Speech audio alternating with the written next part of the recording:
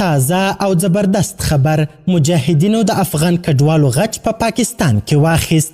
د پاکستان پر مهمې او ځانګړي هوایي اډې د مجاهدینو سخت برید چې په ترڅ کې زیاتې لاسته راوړنې لري.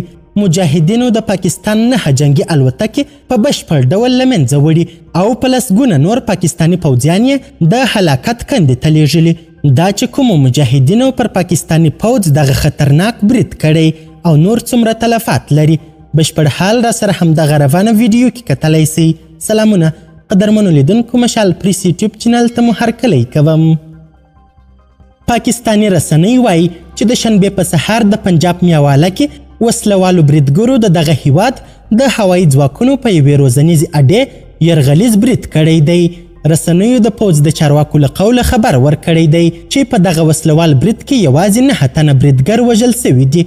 پوځ او الوتکو ته کوم زیان نه دی اوښتی، خو د پاکستان د جهادي غورځنګ ډلې چې د دې برید مسؤلیت یې منلی دی وایي نننۍ پیښه کې د پوځ لسګونه سرتیري هلاک او 9 الوتکې په بشپړ ډول له کاره غورځېدلې دي.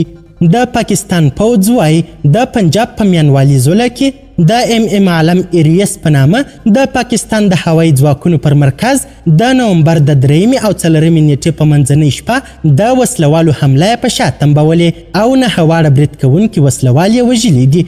د پاکستان د پوځ د عامه اړیکو ادارې ISPR د نومبر په 4 په خپور کړي بیان کې ویلي وسلوالو غوښتل په یاد هوایي مرکز کې موظفو سرتیرو او دغه مرکز الوتکو ته زیان ورسوي، خو مخه یې ونیول سول. خو دغو جنګیالیو بیا په وار وار ادعا کړې چې په دغه برید کې په لسګونه سرتیري هلاک کړي او 9 الوتکې له کاره غورځولي دي. پاکستاني پوځ په خپور کړي بیان کې نه دي ویلي چې په دغه برید کې پوځیانو ته څه ځاني تاوان رسېدلی او که نه، خو دوی وایي د وسلوالو په برید کې د تیلو یو ټانکر او په هوایي ډګر کې ولاړو درو غیر فعالو الوتکو ته نقصان رسېدلی دی. د تحریک جهاد پاکستان په نوم یوې کمې پیژندل سوي وسلوالې ډلې رسنیو ته په یو استولي پیغام کې د حملې ذمهواري منلې ده. بل پلو د پاکستان پوځ ادعا کوي چې په ډیره اسماعیل خان کې د کاروایي پر مهال یو مشکوک وسلوال وژلی او 2 نور ژوبل دي. قدرمنو لیدونکو، د ویډیو له کتلو مو نړۍ مننه. د لا زیاتو او نورو لحظه پر لحظه خبرې مطالب لپاره زموږ همدغه مشال پریس یوټیوب چینل سبسکرایب کړئ. تر بیا او بلې ویډیو ښه وخت ښې چارې د الله په امان.